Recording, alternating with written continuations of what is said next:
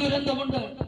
ആ ദുരന്തം ഇന്നത്തെ 2000 വർഷങ്ങളായി ലോകത്തോട് വിളിച്ചു പറഞ്ഞുകൊണ്ടിരിക്കുന്നു. മനുഷ്യരോട് ആ വിളിച്ചു പറയുന്ന ശബ്ദമിത ഒരിക്കൽ മരിക്കുകയും പിന്നെ ന്യായവിധിയും ദൈവം മനുഷ്യർക്ക് വേണ്ടി വെച്ചിരിക്കുന്നു. അങ്ങനെയാണെങ്കിൽ ദൈവമാണ് മരണത്തെ വെച്ചതെങ്കിൽ അല്ലേ?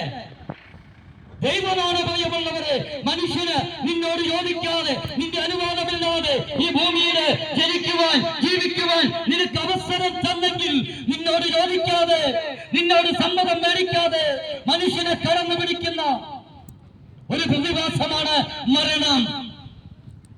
ആ മരണം വെച്ചതും ദൈവമാണെങ്കിൽ ആ ദൈവം പറയുന്നു, കുഞ്ഞെ, നിനക്ക് ജീവിക്കാൻ തന്ന അവസരം, നിനക്ക് ജീവിക്കാൻ തന്ന ആ സ്വാതന്ത്ര്യം, നിന്റെ ദുരന്തത്തിന് കാരണമാകുന്ന, നിത്യന്യായവിധിക്ക് കാരണമാകുന്ന, നിന്റെ ജീവിതത്തെ ലക്ഷ്യം തെറ്റിക്കുന്ന, നിന്റെ ജീവിതത്തിൽ നിന്ന് സമാധാനം എടുത്തു കളയുന്ന, നിന്റെ കുടുംബത്തെ തകർക്കുന്ന, നിന്റെ തലമുറയെ തകർക്കുന്ന